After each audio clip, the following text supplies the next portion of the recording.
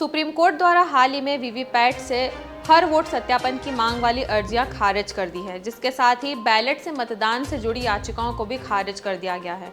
न्यायमूर्ति संजीव खन्ना और जस्टिस दीपांकर दत्ता की पीठ ने मामले में 2 फैसले सुनाए। फैसला सुनाते हुए जस्टिस खन्ना ने कहा कि कोर्ट ने वीवीपैट से जुड़ी सभी याचिकाओं को खारिज कर दिया है, जिनमें बैलेट पेपर से चुनाव कराए जाने की मांग वाली याचिकाएं भी शामिल है। हमारी आज की रिपोर्ट भी इसी विषय पर है, तो चलिए आपको बताते हैं कि सुप्रीम कोर्ट ने अपने फैसले में क्या और क्यों कहा। नमस्कार, मैं यशस्वी जोशी स्वागत करती हूं आपका यूबीई न्यूज में, जहां हम न सिर्फ खबरें लाते हैं बल्कि उसका बारीक और सटीक विश्लेषण भी करते हैं। सुप्रीम कोर्ट ने इलेक्ट्रॉनिक वोटिंग मशीन ईवीएम के वोटों की वीवीपैट पर्चियों से 100% सत्यापन की मांग वाली सभी याचिकाएं खारिज कर दी है। इसके साथ ही कोर्ट ने बैलेट पेपर से मतदान कराने वाली याचिकाओं को भी खारिज कर दिया है। सुप्रीम कोर्ट ने 2 निर्देश दिए हैं। पहला यह है कि सिंबल लोडिंग प्रक्रिया पूरी होने के बाद सिंबल लोडिंग यूनिट SLU को सील कर दिया जाना चाहिए और उन्हें कम से कम 45 दिनों के लिए सहेज कर रखा जाना चाहिए। इसके अलावा दूसरा निर्देश यह है कि उम्मीदवारों के पास परिणामों के ऐलान के बाद इंजीनियरों की एक टीम की ओर से जांचे जाने वाले EVM के माइक्रो कंट्रोलर प्रोग्राम को पाने का विकल्प होगा। इसके लिए उम्मीदवार को नतीजे के ऐलान के 7 दिनों के अंदर आवेदन करना होगा। इसका खर्च भी उम्मीदवार को खुद ही उठाना होगा। इससे पहले 2 दिन की लगातार सुनवाई के बाद पीठ ने 18 अप्रैल को याचिकाओं पर अपना फैसला सुरक्षित रख लिया था। हालांकि बुधवार को शीर्ष कोर्ट ने इस मामले को फिर से सूचीबद्ध कर दिया था।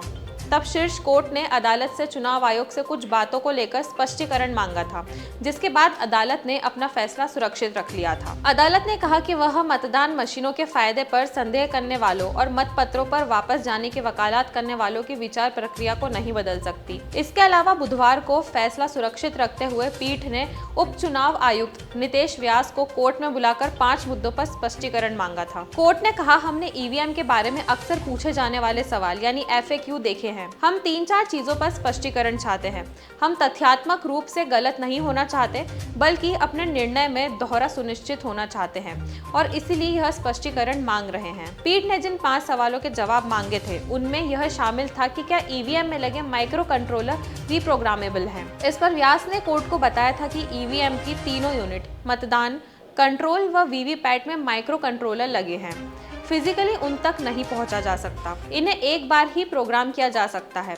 उन्होंने कहा, EVM मशीनों को आमतौर पर 45 दिनों के लिए सुरक्षित रखा जाता है। चुनाव याचिका दायर करने की स्थिति में समय सीमा बढ़ा दी जाती है। व्यास ने पहले भी कोर्ट को EVM की कार्य प्रणाली की जानकारी दी थी। फैसला सुरक्षित रखते हुए शीर्ष कोर्ट ने टिप्पणी करते हुए कहा था कि वह चुनाव को नियंत्रित नहीं कर सकता, न ही संविधान निकाय के लिए नियंत्रक अथॉरिटी के रूप में कार्य कर सकता है। गलत काम करने वालों के खिलाफ कानून के तहत नतीजे भुगतने के प्रावधान हैं। कोर्ट सिर्फ संदेह के आधार पर परमादेश नहीं कर सकता। साथ ही अदालत ने यह भी निर्देश दिया कि निर्वाचन सीट पर चुनाव के बाद 5% EVM मशीनें, जिनमें EVM के साथ कंट्रोल यूनिट, बैलेट यूनिट और वीवीपैट भी शामिल हो, उनके इस्तेमाल हुए मेमोरी सेमी कंट्रोलर्स EVM बनाने वाली कंपनी के इंजीनियर्स द्वारा चेक किए जाए।